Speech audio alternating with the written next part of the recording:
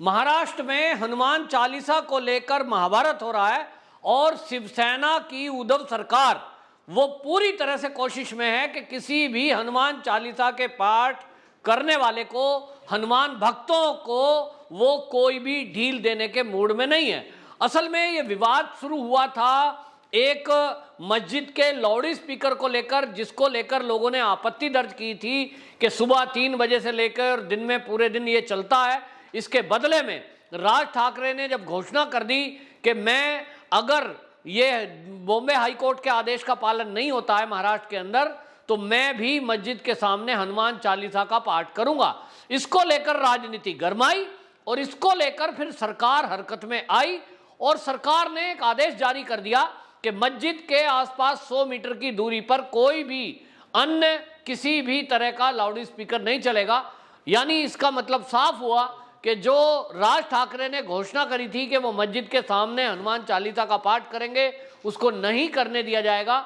इसको लेकर राजनीति और गरमाई।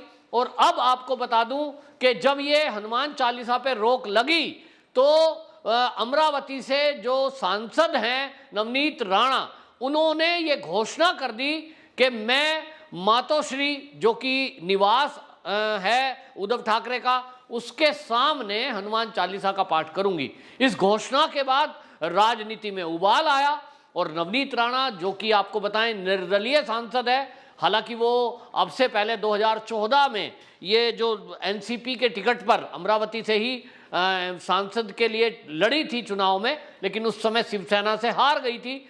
इस समय उनके जो पति हैं वो भी विधायक हैं और इस मामले में जैसे ही उन्होंने ये घोषणा की तो शिवसैनिक ने तैयारी कर ली और इनको रोकने के लिए प्लान किया। जैसे ही नवनीत राणा ने घोषणा की थी कि वो 23 अप्रैल के दिन मातोश्री के सामने हनुमान चालीसा का पाठ करेंगी, उस घोषणा को लेकर सुबह ही ये शिवसैनिक, जिसमें महिला विंग भी थी शिवसेना की, वो नवनीत राणा के घर के बाहर बैठ गए, घर को घेर लिया, यहां तक कि रेलिंग तोड़कर घर में घुसने की कोशिश की। ये आरोप लगाया है नवनीत राणा ने और इस किस्से को लेकर उन्होंने बाकायदा इसकी पुलिस में कंप्लेंट की। हालांकि पुलिस का भारी बंदोबस्त था और अगर पुलिस ना होती तो नवनीत राणा कह रही है कि ये जो शिवसैनिक थे, इसमें शिवसैनिक के बजाय गुंडे भी थे जो उनके घर में हमला कर सकते थे अगर पुलिस ना होती। तो पुलिस ने उनको बचाया। लेकिन इस मामले में एक नया मोड़ तब आया जब नवनीत राणा ने घोषणा करते हुए कह दिया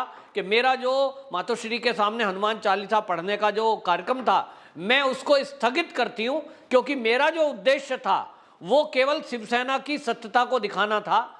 मैं जनता को यह दिखाना चाहती थी कि शिवसेना का इस समय क्या विचार है, क्या करैक्टर है, और वो जाने कि देखिए शिवसेना किस तरह से हिंदू रीति रिवाज और हिंदू पूजा पद्धति के विरुद्ध है।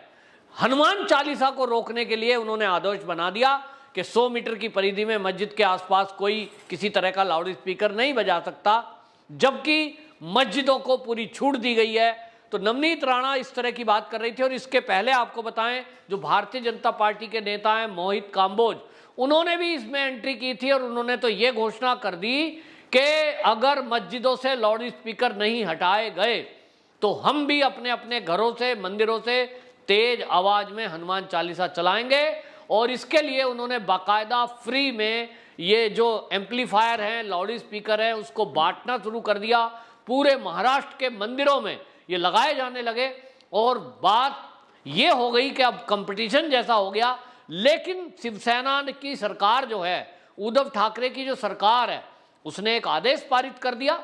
हालांकि उसमें सुबह 3 बजे की अजान को प्रतिबंधित कर दिया गया कि सुबह 3 बजे जो अजान होती है वो नहीं होएगी। बाकी के लिए उन्होंने मस्जिद से लाउड स्पीकर उतारने को लेकर कोई आदेश नहीं दिया।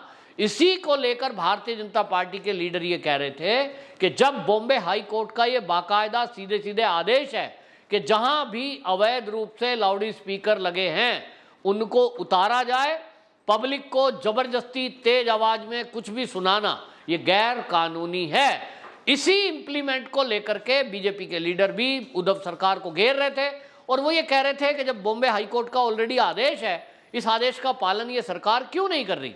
इनको तो कोई कार्रवाई कर रही है, चाहे मंदिर हो या मस्जिद, लाउड स्पीकर उतारे जहां अवैध रूप से हैं, और ये कह सकती है कि कोर्ट के आदेश के बाद हुआ है। लेकिन ये देखने में आया महाराष्ट्र में कि ये केवल तुष्टीकरण के कारण इस तरह का काम किया जा रहा है। लेकिन इस तुष्टीकरण के कारण आप एक तरफा कार्रवाई करें, इस पर सवाल उठ रहा है। और अब इस मुद्दे को लेकर जिस तरह से राज ठाकरे ने 3 मई की डेट डिसाइड की गई है, इसको लेकर भी आपको बता दूं टकराव होने के चांस लग रहे हैं। क्योंकि इस समय जो ये शिवसेना है, इसमें जो पुराने शिव सैनिक हैं वो ये कहते हैं कि जो बाला साहब ठाकरे जी का शिवसेना था, उस आज के समय में वो परिवर्तन हो गया है। क्योंकि इस तरह के मुद्दे में बाला साहब ठाकरे जी का भी आदेश था मस्जिदों के लाउड स्पीकर को लेकर के। उन्होंने भी जब यहाँ कांग्रेस की सरकार थी तब आपत्ति जताई थी कि ये अवैध रूप से लगे हुए हैं, ये तेज आवाज में क्यों बजते हैं, हम क्यों सुने किसी की बात, और इस तरह की बातें की गई थी। तो उसको भी याद दिलाया गया कि भाई बाला साहब ठाकरे जी के तो विचार इस तरह थे और वो कभी भी हिंदू के कार्यक्रम, हिंदू की संस्कृति, मंदिरों के कभी भी विरुद्ध नहीं थे। लेकिन आज की उद्धव सरकार वो हनुमान चालीसा, मंदिरों से होने वाली आरती और रामनवमी की यात्रा, इस पर किस तरह के बयान दे रही है। संजय राउत जी का बयान है, जो कि शिवसेना के प्रवक्ता हैं, वो ये कह रहे हैं कि बीजेपी वाले और कुछ लोग इस तरह से यात्रा निकालकर माहौल खराब करना चाहते हैं। वो कहते हैं कि जो हनुमान चालीसा की बात कर रहे हैं, ये हनुमान चालीसा से केवल सामाजिक सद्भाव बिगाड़ना चाहते हैं। अब ये जो बयान आ रहे हैं, इसको लेकर के पुराने जो शिव सैनिक हैं वो समझ रहे हैं कि शिवसेना अपने मूल मुद्दों से भटक रही है। जो मूल सिद्धांत है हिंदुत्व का, उसको वो छोड़ रही है। और इसलिए जो पुराने शिव सैनिक हैं वो फिर से अपने नेता को खोज रहे हैं कि जो उनका कट्टर हिंदूवादी चेहरा है वो कहीं ना कहीं राज ठाकरे के अंदर दिखाई दे रहा है। और इसलिए ये माना जा रहा है कि बड़ी संख्या में राज ठाकरे के सपोर्ट में लोग खड़े होंगे। और जो वो हनुमान चालीसा पढ़ने की मस्जिद के सामने की घोषणा है, हालांकि प्रशासन, शासन ने उसको लेकर प्रतिबंधित किया है, लेकिन टकराव हो सकता है। अब सवाल ये है कि इस टकराव का रास्ता क्या था रोकने का। तो रास्ता है जो हाई कोर्ट ने दिखाया है कि भाई जो भी अवैध हैं उनको आप हटाइए, जो वैध हैं, जिनके पास परमिशन है, उनको भी धीमी आवाज में बजाइए। अभी आपको मैं बताऊं, इसी तरह की जो बात है उत्तर प्रदेश में योगी आदित्यनाथ जी ने की है। उन्होंने सबको कह दिया है कि भाई जिन मस्जिदों के पास लाउड स्पीकर चलाने की परमिशन है वो चलाएं, जिन मंदिरों के पास ये परमिशन है वो मंदिर भी चलाएं, लेकिन आवाज धीमी रखें। उसका एक निश्चित सुप्रीम कोर्ट का भी आदेश है कि एक निश्चित डेसिमल के अंदर वो साउंड को चलाया जाए। इतनी तेज आवाज के वो 1 किलोमीटर दूर तक जा रही है, लोग सो रहे हैं, कोई बीमार है, कोई पढ़ाई कर रहा है बच्चा, उसको डिस्टरबेंस होता है।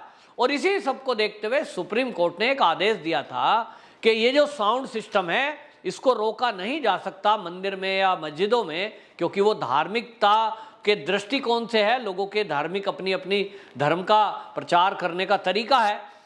और इसलिए उन्होंने कहा कि एक ध्वनि को कंट्रोल में रखा जाए।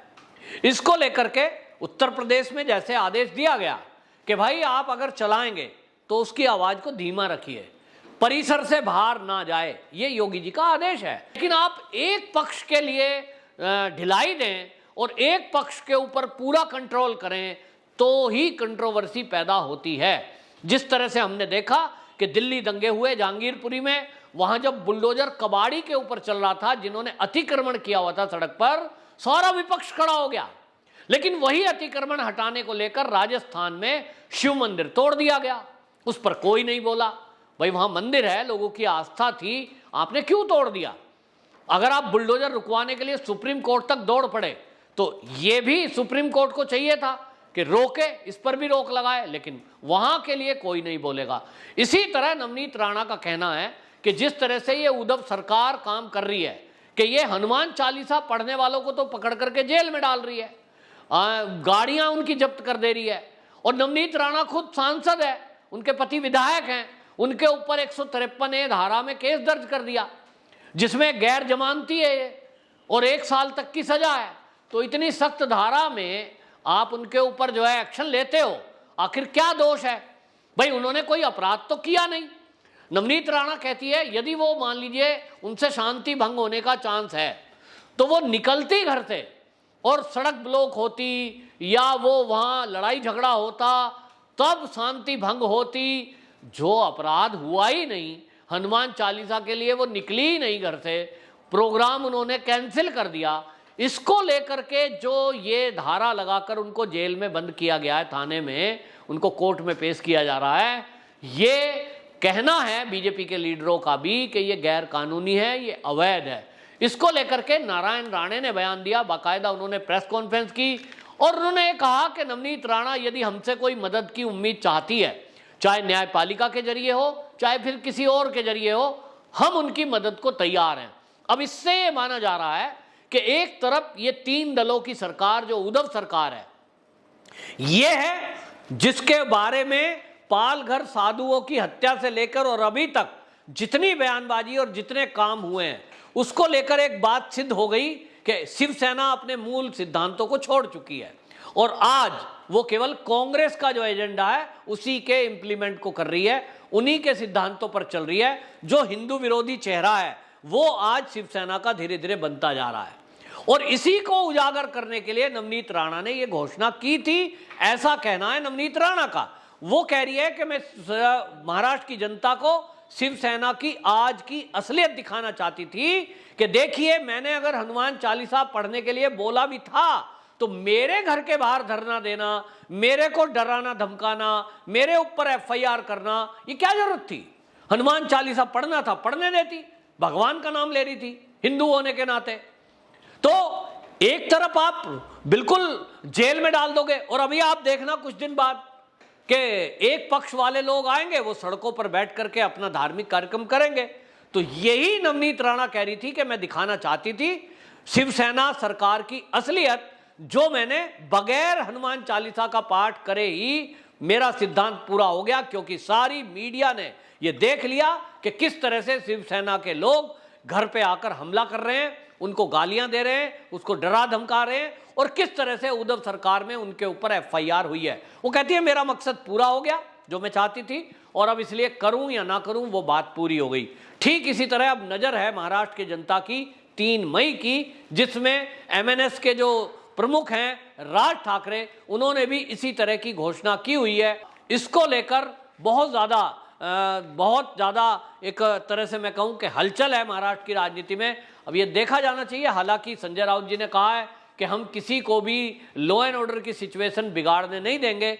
देखना होगा अब महाराष्ट्र की सरकार किस तरह से अपनी छवि को ठीक करती है, जो उनकी छवि आज की डेट में हिंदू विरोधी बनती जा रही है।